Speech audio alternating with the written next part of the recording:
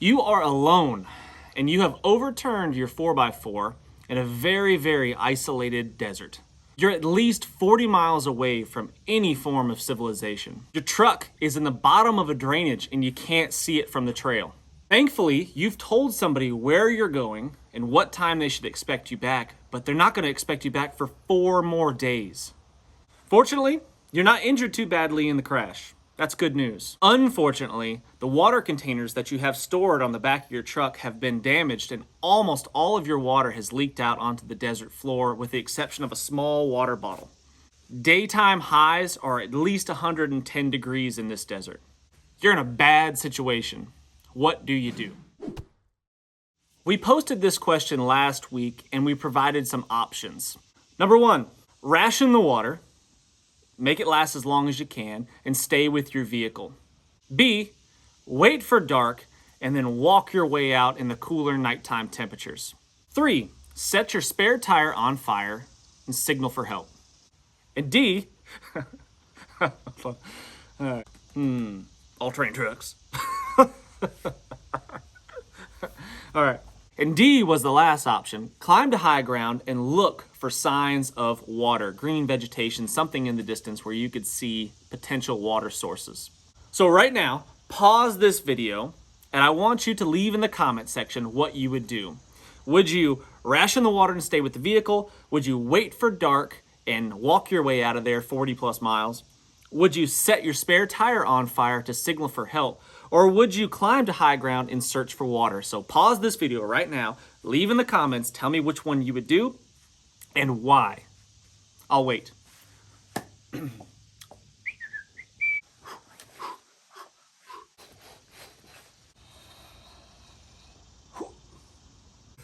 Okay, hopefully you've put your vote in the comments section. Let's look at this scenario, let's dissect it, let's put ourselves in this position, and let's see if we can figure out how to get ourselves out of it. First of all, traveling into an isolated desert by yourself is generally speaking not a good idea.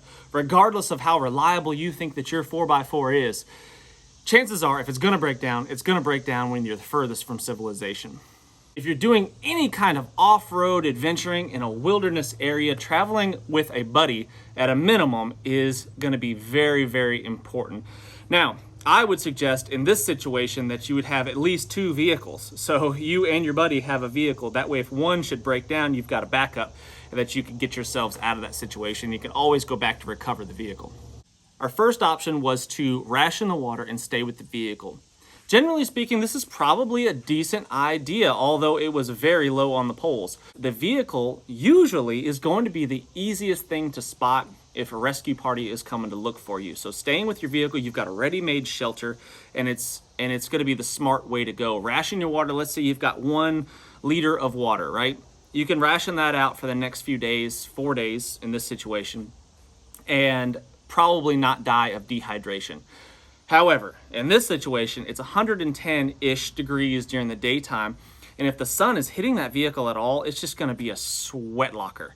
It is going to be a miserable existence staying inside the vehicle. So finding some sort of shade off to the side, if you've got a tarp, something like that that you could stretch out, preferably you got 2 layers of shade, one on top and one underneath, and that's going to help insulate you from the heat of that sun a little bit better. So if you've got that, do that. Get out of the vehicle and set up some sort of shady shelter right next to it. Now, in theory, you can last 3 days without water, depending on the situation.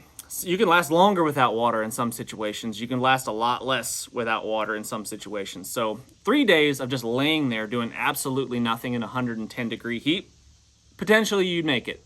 Like I was saying before, staying with your vehicle would be a smart idea because if search and rescue is looking for you, the vehicle is by far going to be the easiest thing to spot. Now, we've made it difficult by having the vehicle flipped over down in a drainage and you can't see it from the trail, but you can still see it from the air, potentially.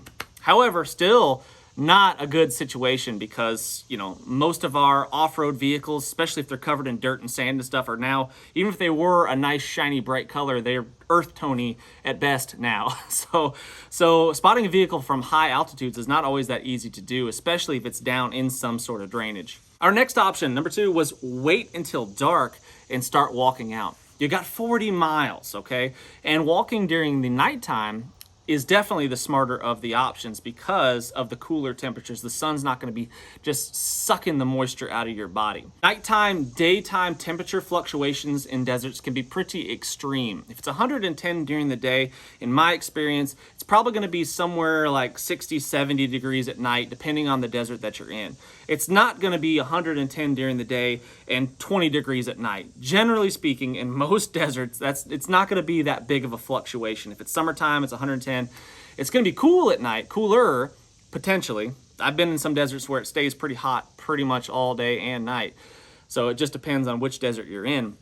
But let's say, for argument's sake, that this desert, the temperature's, 60 degrees at night, much, much cooler. So leaving at dark and heading out in the nighttime is a smart choice, as long as you can follow your tracks, follow the trail, see lights in the far, far distance of the town that you're trying to get to.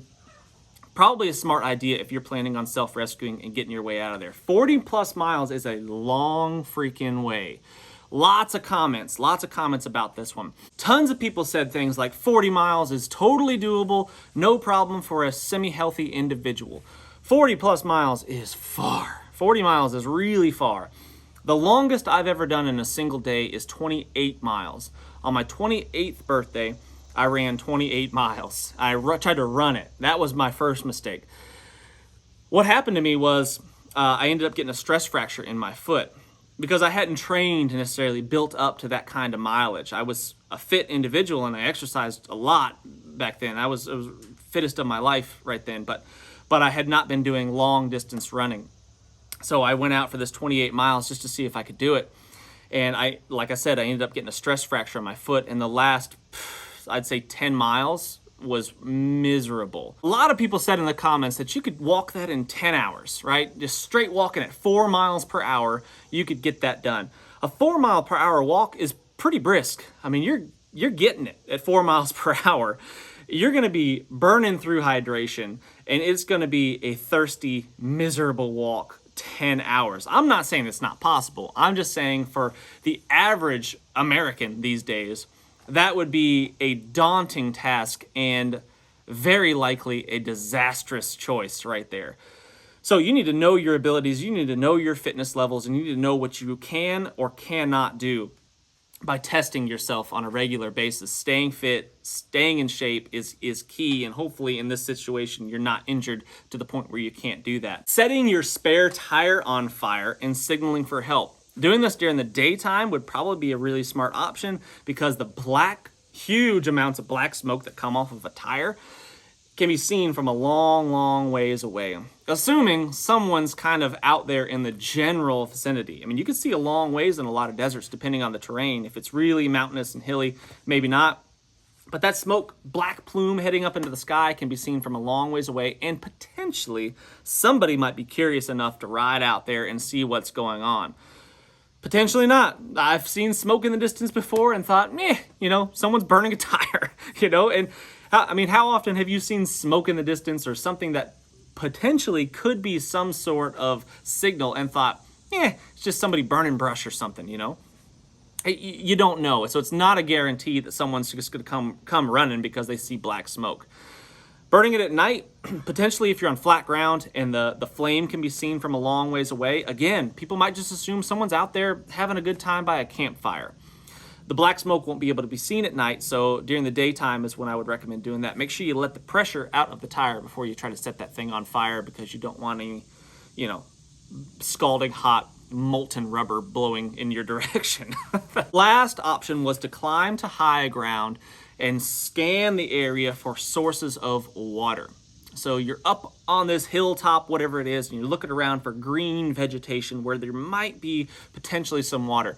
I've been in a lot of deserts, and even if there's some green vegetation, that does not mean that there's any water. I've been in a lot of places where there is zero water to be had. I don't care how deep you dig with your e-tool. It does not matter. You will not find any water. There is zero to be had. Lots of people in the comments said things like you can do like a solar still. Yeah, you definitely can. You can dig yourself a hole. You can fill that thing with green vegetation, assuming there is some and you're not in some sand dune somewhere. because the earth is not going to have any moisture in it in most deserts. It's just so dry. It's just dusty, dry sand and dirt. You're not going to have any, you're not going to be able to pull moisture just out of the earth like you could here. If I dug a hole here, it would probably just fill with water eventually. So doing a solar still, digging a hole, lining with any kind of sagebrush, green vegetation, and then lining with some sort of plastic, assuming you have some sort of plastic. Clear plastic would be the best. Putting a pebble in the middle of it, and then hopefully any condensation travels to the middle and drips into some sort of container that you've placed in the middle.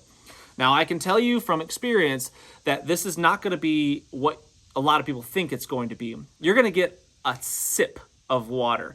Vegetation in the desert is designed, one, to hold on to its moisture. It doesn't like to let go of it regardless of what you do to it. It's going to hold on to that moisture, and it just doesn't contain a lot of moisture. Sagebrush, for example, it's not like you can wring it out and get a lot of water out of it. It's not going to be the case. You're going to get a sip, potentially, a small, tiny little sip. It's just prolonging the suffering. So it's like a lot of these survival methods, especially the ones that come when it comes down to water. A lot of these survival tricks, like the, desalination type tricks and all the things that you can do, they provide you with very little water most of the time. And it's oftentimes not worth the hydration that you spend getting to that point.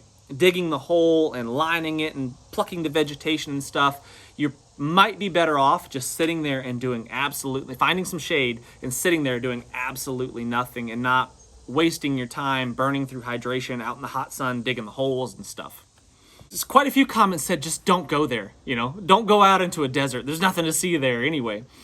Okay, sure. Yeah, the safe thing to do is just to stay home on your couch and do nothing. Yes, you'd be much safer and you won't get yourself into any trouble like that. But that's a pretty boring life, in my opinion. That's not something you're going to be able to tell the grandkids about. Yeah, your grandkids say, hey, what did you do, Grandpa? Did you do anything exciting and fun in your life? And you'd be like, well, I watched some TV and ate a few bags of Cheetos and yeah. That's pretty much it. So, one good comment from Grayman3. If you're watching, this is your comment. 40 miles for a person in average health is doable with breaks. Would suck badly and you'd be on death's doorstep. But with a do or die survivor's mindset, it's doable. Yes, Grayman, I think you're spot on right there. 40 miles for an average person. Average person? I don't know about that, but a healthy individual that's in reasonably good shape, not significantly overweight and all that, I think it is doable.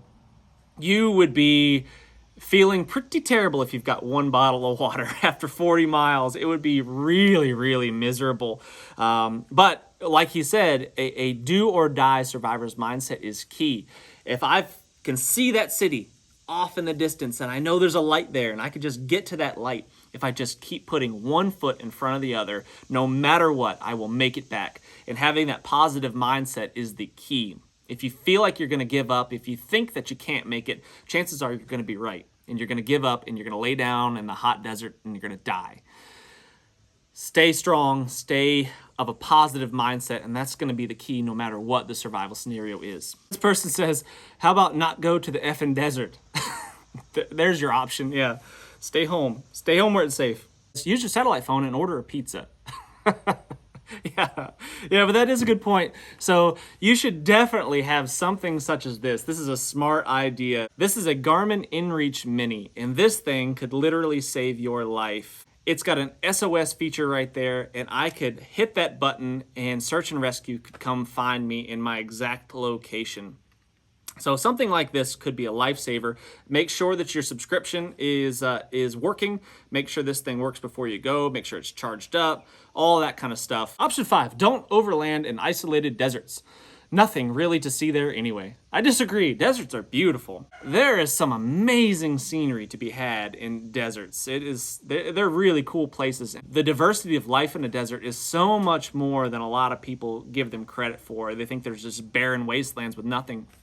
And some deserts are, I guess, but the ones that I visited, especially like the Sonoran Desert, man, that is such a cool place. And if you ever get a chance to visit one, do it. Stay on the trail and this won't happen. So not true. Especially on my motorcycle, I've crashed a bunch, stayed right on the trail, and usually when I'm riding the safest, the most careful, being the most cautious, that's when the stuff goes wrong. Things can go south so fast, trails can get washed out. All kinds of crazy stuff can happen when you're traveling off-road or on some sort of trail. None of the above because I know how to drive. Right, Little Red Hen 3354. Mario Andretti knows how to drive too, but he's been in plenty of crashes. Take your truck apart with your multi-tool, reassemble it on top, and drive your way home. That's a good one. I like that. It's creative. Outside the box thinking right there. You can walk 40 miles in 8 hours. Man, that's cooking. That's fast. I would say, no, you can't. That's most people will not be able to walk 40 miles in 8 hours. 40 miles in 8 hours is a 5 mile per hour pace. 5 miles per hour for most people, unless you got these crazy long legs, is basically a jog. It's a slow jog. It's just faster than walking. Or you're one of those power walkers, with moving the hips and stuff. Those people always crack me up. I don't understand the whole. How'd that get in the Olympics? Speed walking. How's that a thing? Just run. It's faster. I don't understand how you. I don't get it. Why are we walking so fast? I don't get it. I think the record for a 100-mile race is somewhere around 11 and a half hours. So there's some freaks out there that can do that. They can maintain a 6-7 minute mile pace forever. And I'm not one of those people. I am a reasonably fit individual. I exercise regular. I'm healthy. I eat healthy. I'm not overweight. 40 miles in 8 hours. I don't think I could do it unless my life depended on me making that happen in a really, really fast pace. And I don't know if my body would do it. I don't know if my body is capable of doing that without getting some sort of injury that would stop me in my tracks, especially if you don't have any water. If you're doing, there's my advice. If you have one bottle of water and you are in a desert, you need to pace yourself. You need to take it nice and easy and sweat as little as possible, because in these temperatures, even at night, let's say the temperature drops down to a very cool 60 degrees. The air is so dry. And regardless, you're probably going to be sweating a little bit if you're on the move. And if you're sweating a little bit, you're losing the hydration. You won't even notice it in the desert. That's the thing. Even when it's really, really hot and it's super dry, you don't even notice you're sweating, but you are. Your sweat is evaporating off of you really, really fast. Before it even gets to the surface, it's gone. And it's cooling you off, which is great, but it's burning through hydration. So you need to pace yourself. It's not a race. It's not about getting there as fast as possible. It's about getting there. Here's what I'm going to do. I'm going to try this, because there's so many people in the comment section that said 40 miles, no problem. Anybody, average human could do that. Here's what I'm going to do. I'm going to do 12 hours of movement or 40 miles, whichever one comes first. Okay, so I might just do it here. I've got a half-mile loop on my property from everything from flat ground to steep grades. So it would simulate a lot of deserts that I have been in. I'll just start doing laps, half-mile laps for 12 hours or 40 miles, whichever one comes first, or my body breaks and I'll have one bottle of water. And we'll see what happens, and I'll doc. If you want to see that, leave that in the comments for me. If that's something you'd be interested in seeing, a torture fest. So watching me suffer for a 12-hour period, obviously I would edit it down significantly, but we could document all the things that I go through, from blisters and all that stuff. What would I do? First, I would try not to go there alone, of course, but if these were my options, right? I was by myself, I had crashed, and I didn't have some sort of communication device to signal for help. Even if I did, you know how much it costs for a search and rescue party to come find you? It is a fortune.